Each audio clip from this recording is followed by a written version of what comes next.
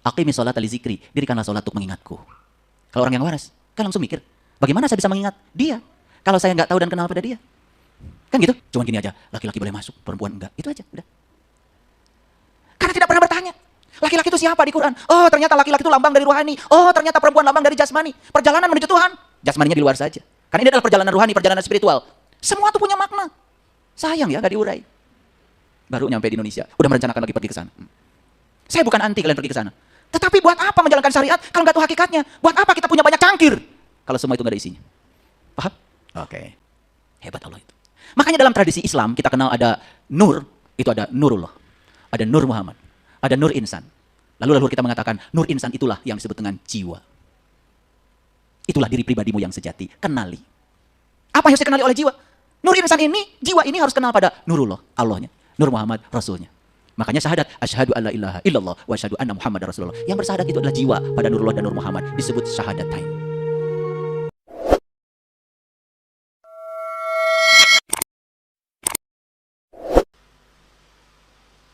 Cangkir itu syarat. Cangkir itu syariat. Sedangkan isinya adalah hakikat. Setuju ya? Cangkir itu syariat. Isinya hakikat. Jujur ya, kalian bersyariat? Berhakikat? Jujur ya, kalian sholat kan? Bersyariat tuh namanya. Tahu hakikatnya sholat.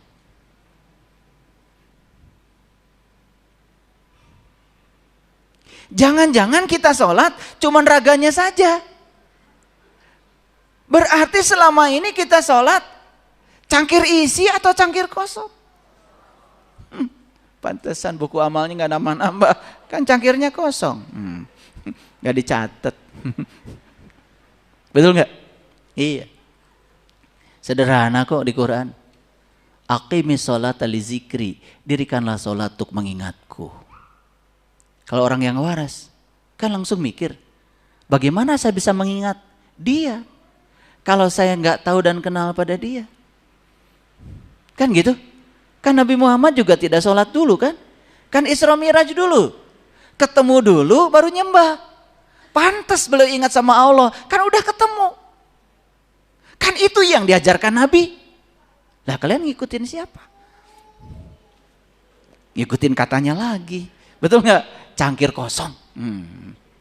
Makanya jangan tertipu oleh cangkir kosong ya. Makanya mohon maaf, saya bukan merendahkan ya. Saya percaya kalian itu sholatnya, bahkan rakaatnya mungkin lebih banyak daripada para nabi, para rasul. Bayangkan ya, Nabi Muhammad aja baru sholat setelah Isra Mi'raj.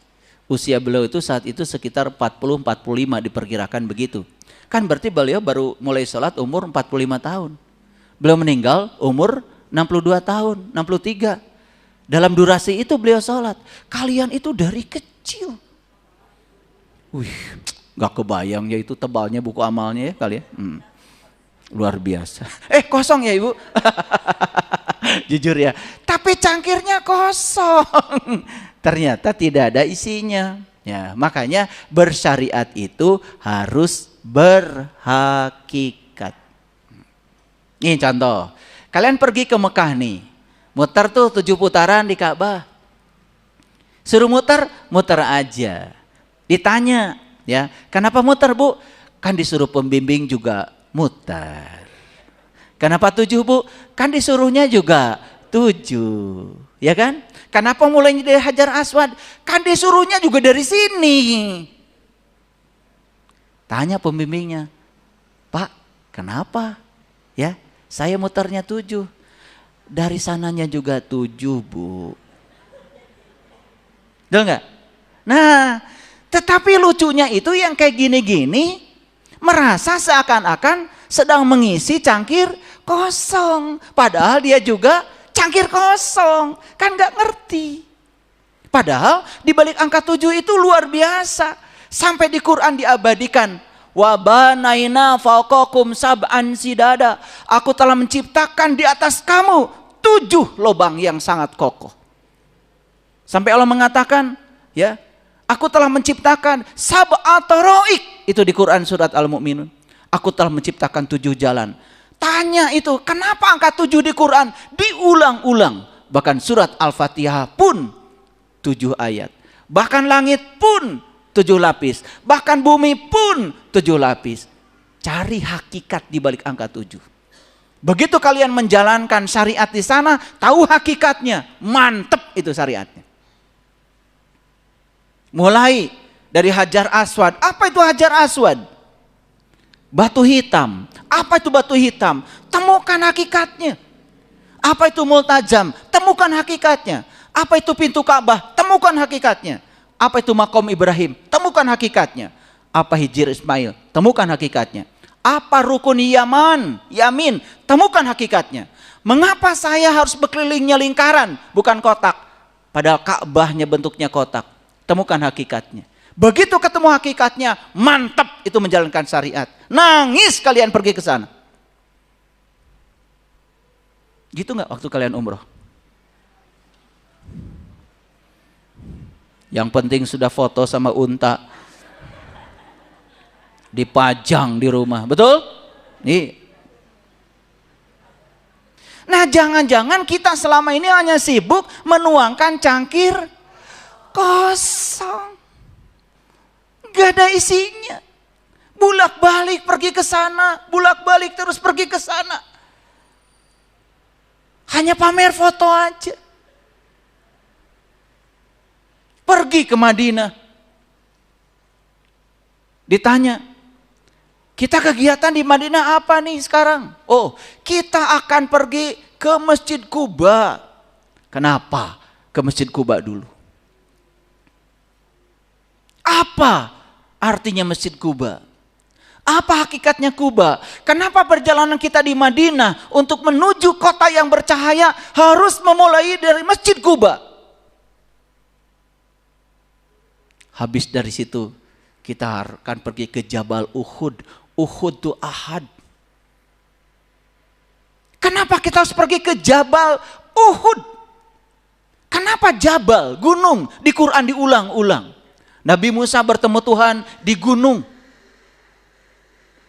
Tuhan bertajali pada Musa di gunung. Apa gunung itu? Pernah gitu nggak nanya? Cangkir kosong.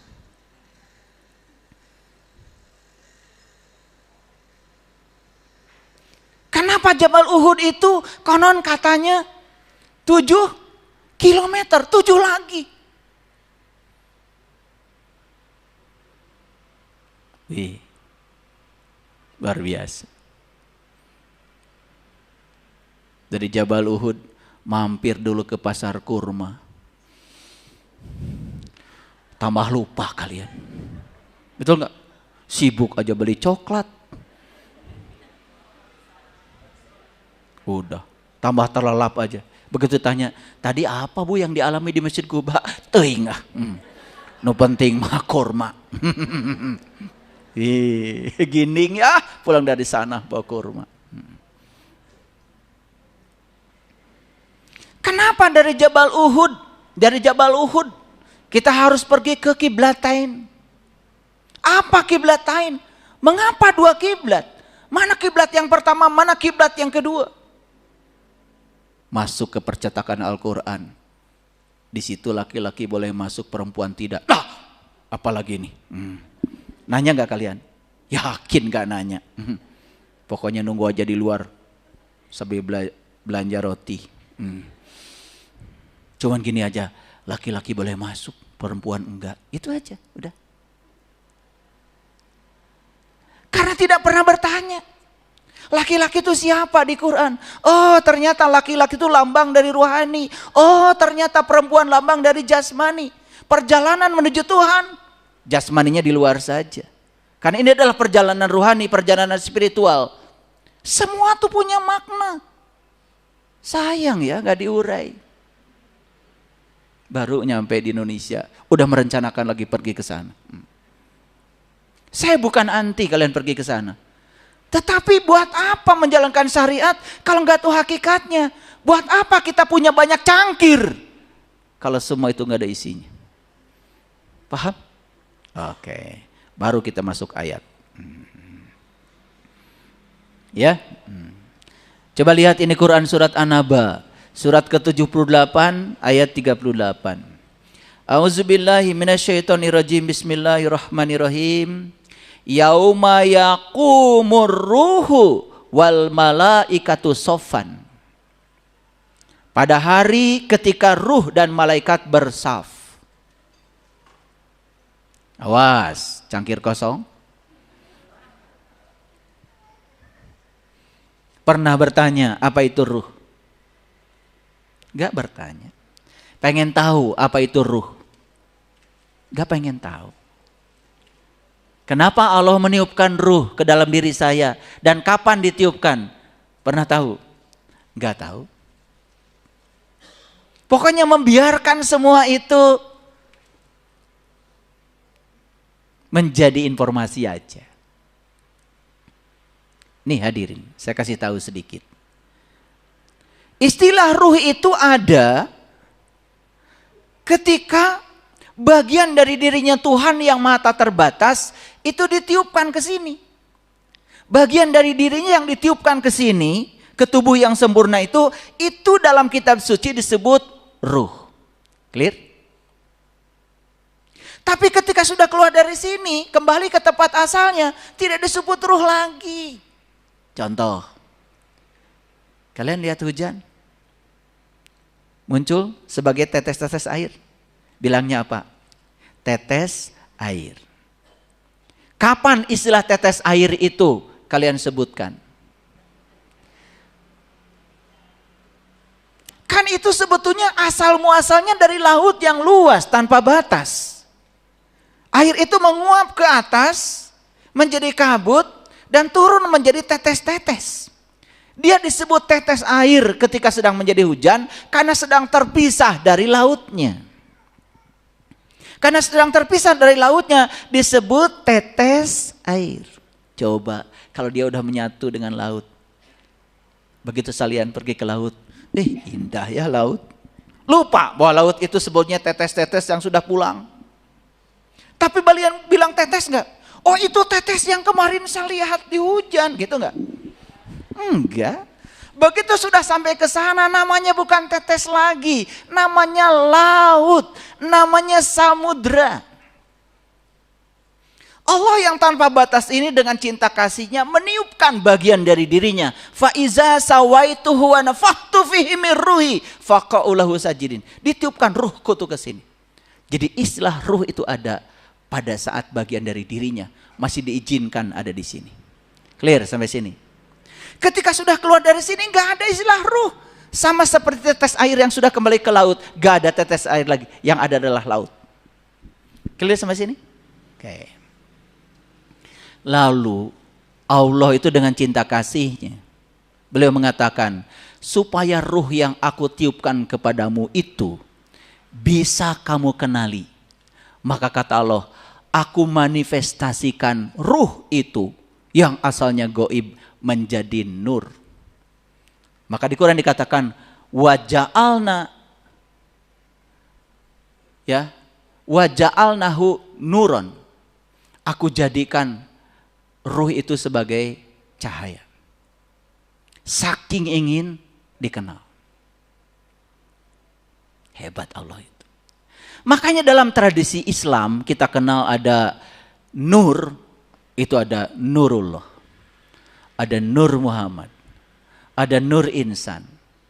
Lalu leluhur kita mengatakan Nur Insan itulah yang disebut dengan jiwa. Itulah diri pribadimu yang sejati. Kenali. Apa yang harus dikenali oleh jiwa?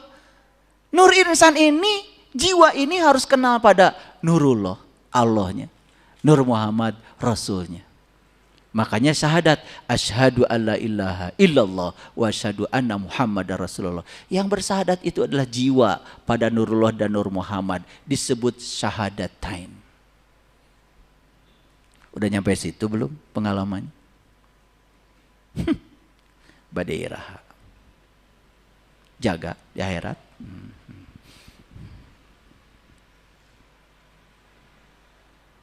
Lanjut. Nah, itu ruh. Jadi ruh itu adalah bagian dari dirinya yang ada di sini. Ada nggak ruh di sini? Ada. Wujudnya apa tadi kata Quran? Nur.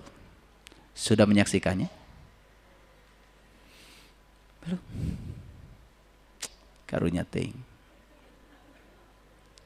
Badewih kamana tuh ibu bapak teh, kayak pami maut teh. Sedangkan di Quran dikatakan, barang siapa yang tidak melihat di dunia, tidak akan melihat di akhirat dan jalannya lebih sesat.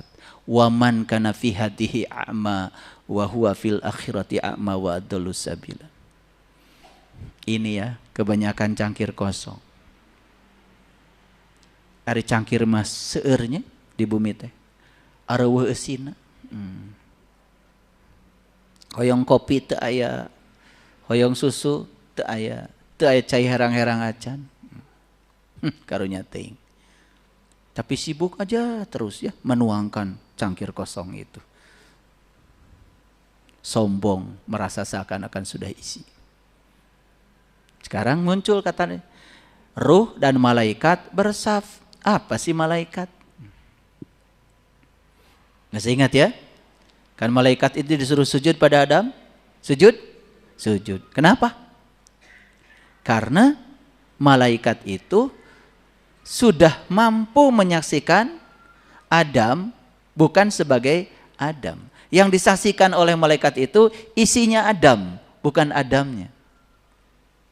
Berarti malaikat itu siapa? Sebetulnya malaikat itu adalah potensi yang ada pada diri manusia yang menyebabkan manusia itu melihat apapun yang dia lihat bukan kulitnya, tetapi isinya. Masuk akal nggak kalau ruh dengan malaikat di sini bersaf? Bersaf itu artinya satu garis, berada dalam satu garis lurus terhubung.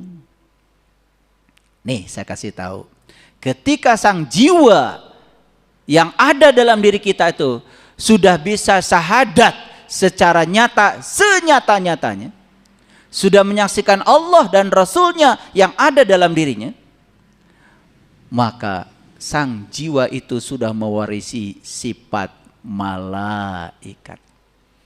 Makanya dia ketika berbicara, kemanapun aku memandang, yang terlihat cuma wajahnya.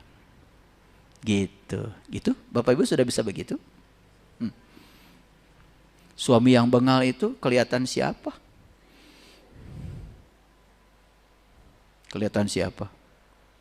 Makanya kalian menolak. Kalian tidak suka. Padahal itu kebutuhanmu supaya kamu tabah sabar. Dia dihadirkan sebagai utusan semesta untuk menumbuhkan kedewasaan jiwamu agar kamu bisa menerima kenyataan itu. Makanya aneh ya. Cangkirnya kosong tapi merasa sudah penuh. Makanya selalu berpura-pura bahagia. Pura-pura, penuh dengan kepalsuan. Wajahnya palsu. Senyumnya palsu. Bicaranya palsu. Syahadatnya palsu. Sholatnya palsu. Duitnya palsu. Dedeh teuing ya. Kita terhenyak ya. Bahkan lembaga-lembaga yang dipercaya oleh masyarakat untuk menjadi pengawal moralitas malah justru mengecewakan masyarakat. Mengerikan. Pelecehan seksual terjadi di tempat yang oleh masyarakat dipercaya sebagai tempat yang paling aman buat menitipkan anak-anaknya. Ayo, bukalah mata kita. Kenapa? Kenapa? Mereka kan melakukan ritual setiap hari. Membaca kitab suci setiap hari. Memperbaiki bacaan kitab suci setiap hari. Tapi kenapa tidak berdampak pada akhlak? Jangan-jangan hanya sibuk menuangkan cangkir kosong. Saya ketika ditanya kemarin, ya, ayah, Hari Selasa judulnya apa? Sebentar. Saya tuh suka kalau ditanya judul gak bisa ngarang gitu, gak bisa. Sebentar. Saya cuman duduk sebentar, saya meditasi. Munculnya cangkir kosong. Ya udah, cangkir kosong aja lah. Gitu. Waktu saya bicara judulnya cangkir kosong, saya juga di otak saya nggak tahu saya mau bicara apa. Ya udah, akhirnya saya duduk di depan laptop, kutak ketik. Munculnya ini, surat An-Naba 78 ini. Surat ke-78 ayat 38. Yuk kita lihat. Jadi ruh dengan malaikat harus bersaf. Di mana itu terjadi? Di sini, di sini, di sini. Dan siapapun yang mau mengalami pengalaman ini bisa. Bisa. Saya siap membantunya. Karena saya tidak pernah menyampaikan sesuatu yang saya tidak bisa membuktikannya. Bagi mereka yang mau, saya bisa bantu. Ketika ruh dengan malaikat itu sudah satu saf, satu baris lurus. Tidak ada lagi kata-kata. Yang ada cuma hangat-hangat air mata saja. Habis semua kata-kata. Karena semua yang bisa dikatakan pasti sesuatu yang bisa dijelaskan. Sedangkan dia laisa kamislihi syai'un. Tidak bisa diterangkan, tidak bisa dijelaskan, bahkan beliau itu tidak punya nama. Bagaimana mungkin bisa menjelaskannya? Saya kasih tahu, yang suka menjelaskan Tuhan, yang dia jelaskan bukan Tuhan. Itu persepsi dia tentang Tuhan. Cangkir kosong. Agak berat ya kajian hari ini ya, agak berat. Gak apa-apa ya, di penghujung akhir tahun memang harus yang berat-berat ya, berat-berat. Ini tanggal 31 Desember. Kenapa dipindah ke hari Selasa? Itu karena jadwal saya hari Rabu padat. Ya. Jadi saya juga mengapresiasi kok jadwal dipindahkan, banyak juga ya yang hadir, alhamdulillah. Berarti sudah ada gerakan dari dalam ya, memang begitu ya. Kalau telur pecah dari dalam, pasti jadi anak ayam. Tapi kalau telur dipecahkan dari luar, jadi dadar telur. Betul nggak? Iya. Makanya kalau orang yang sudah pecah dari dalam, sudah ada keinginan dari dirinya dari dalam untuk merubah keadaan hidupnya, pasti akan memunculkan kehidupan. Percaya sama saya. Makanya belajar spiritual itu harus dari dalam. Harus dari diri sendiri. Jangan karena diobok-obok oleh pihak eksternal. Oleh karena itu, ya, saya juga menyampaikan apresiasi karena saya kalau ngasih pengajian seperti ini, saya tidak pernah menawarkan apapun pada kalian. Saya tidak pernah menawarkan surga dan saya juga tidak pernah menakut-nakuti kalian dengan neraka. Karena relasi dengan Tuhan harus relasi cinta. Kalau relasi dengan Tuhan pakai relasi kuasa, itu namanya relasi intimidatif. Tidak mungkin Tuhan yang Maha Pengasih mengintimidasi kita hanya supaya kita baik kepadanya. Makanya ada 4 jenis motivasi. Motivasi surga, motivasi neraka, motivasi kebutuhan, dan yang terakhir adalah motivasi cinta. Pilih mana ibu bapak? Cinta. Tapi cinta sudah saya jelaskan, harus dimulai dengan proses mengenal. Makanya kalau tidak kenal, pasti nggak cinta. Betul? Nggak ujuk-ujuk cinta itu. Kenali dulu, baru akan cinta. Bahkan kata orang Jawa Tengah, Jawa Timur, witing tresno, jalaran soko kulino. Timbulnya tresno itu karena sering ketemu. Itulah pentingnya kita harus tahu cara untuk menemui diri sejatimu. Sesering itu kau menemuinya, jatuh cinta. Lalu hubungan kita dengan dia menjadi hubungan sepasang kekasih tanpa syarat. Bukan karena surga, bukan takut neraka. Sampai di sini paham? Oke, lanjut. Pada hari ketika ruh dan malaikat bersaf, berarti hari itu harus terjadi? Hari itu harus dialami? Harus. Mau mengalaminya? Yes. Siapa yang mau pasti akan mendapat. Siapa yang mengetuk pintu pasti pintu akan terbuka. Percaya. Lanjut. Mereka yang sudah mengalami itu tidak berkata apa-apa. Kecuali siapa yang telah diberi izin bicara oleh Tuhan yang Maha Pemurah. Jadi ternyata untuk bisa berbicara tentang perkara-perkara spiritual itu harus dialami dengan mengalami. Ruh dan malaikatnya harus bersaf dulu. Setelah itu baru diberi izin bicara. Izin bicara itu hanya diizinkan untuk mereka yang sudah mengalami dan merasakan secara langsung. Jujur ya, anak kita ketika libur ini dibawa piknik. Karena ibu takut, khawatir nanti anak di sekolah ditanya, libur kemana aja? Ya, gitu. Guru, kalau waras gurunya, pasti akan nyuruh bicara kepada anak. Misalnya, anaknya pergi ke Bali, suruh bicara Bali. Kan gak mungkin suruh cerita Jepang. Betul gak? Setuju ya? Nah, anaknya yang pergi ke, mana yang jauh di sini pada Larang tuh ada apa namanya? Ciburui. Ke situ Ciburui, ya, no lauk na hese dipancing teh geuning. Nusoknya redet hate ya, itu, ya. Nah, ke Ciburui, ya guru akan nyuruh siswa cerita Ciburui.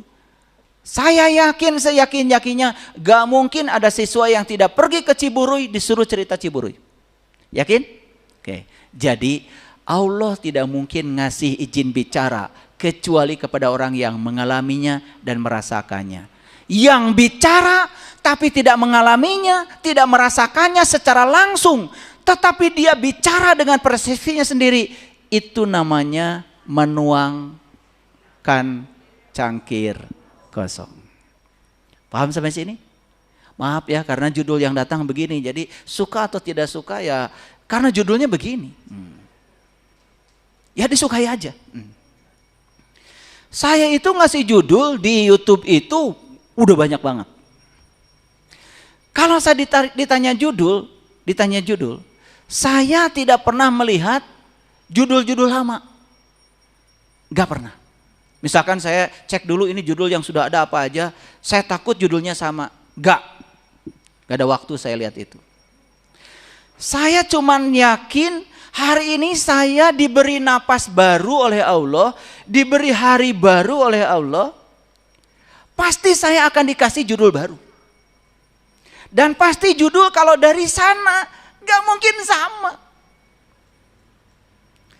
Karena kesadaran saya hari ini beda dengan kesadaran saya Rabu yang lalu. Kesadaran saya Rabu yang lalu beda dengan kesadaran saya Rabu yang lalu lagi. Jadi Allah itu selalu memberikan judul yang sesuai dengan tingkat kesadaran kita. Oleh karena itu yang hadir hari ini, saya percaya kalian sudah berada di kesadaran ini. Di cangkir kosong maksudnya. Kalian tuh asal begitu amin aja. Itu kebiasaan. Betul nggak? Iya. Main amin aja, yang diaminkan apa? Ya, jangan biasa begitu ya. Kan kita kadang-kadang suka menghadiri pengajian. Begitu yang membaca Al-Qur'annya melengking. Allah. Tambah melengking lagi. Allah.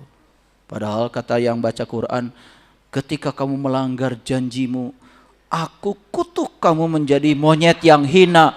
Amin. Untung aja kalian tuh nggak ngerti ya. Ya. Jadi jangan cuma melengking suaranya lalu langsung amin, Allah, jangan. Ya, coba gunakan ini. Jangan jadi korban brain rot. Nah, lihat saya semuanya.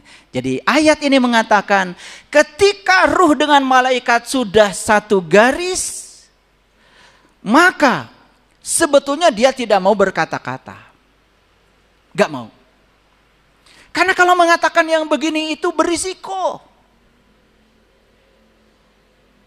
Tetapi karena diberi izin bicara oleh Allah, lalu dia terpaksa mengatakannya, dan yang dikatakannya adalah ucapan yang benar. Ya. Man azinalahu rahman wa qala sawaba. Jadi sawaba itu sebetulnya bukan benar. Sawaba itu menghunjam. Nah, kenapa ibu bapak kalau nasihatin anak kok nggak nurut? Nah, ini cangkir kosong. Karena yang kalian nasihatin itu tidak terjadi pada dirimu. Ingin anak melakukan tapi kalian tidak melakukan. Tidak punya izin bicara sebenarnya kalian itu. Makanya kalau mau nasihatin anak, lakukan dulu. Yang sabar ya nak, maneh heula.